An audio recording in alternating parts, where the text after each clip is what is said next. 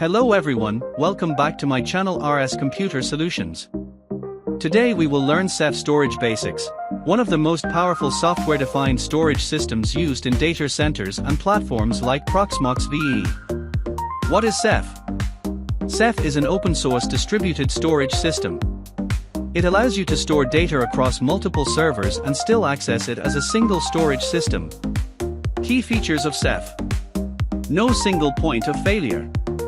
Highly scalable. Self-healing system. Ceph has three main components. Monitor. Keeps cluster map and health status.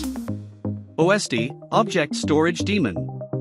Stores actual data on disks, handles replication. MDS, Metadata Server. Used for Ceph FS, file system. How Ceph works. Data is split into objects. Stored across multiple OSDs. Uses crush algorithm for data placement. Automatically replicates data.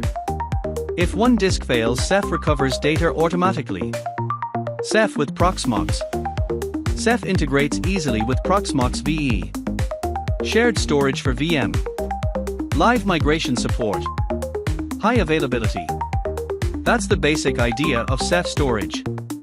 In the next video, we will show step-by-step Ceph installation in Proxmox. Don't forget to like, share, and subscribe.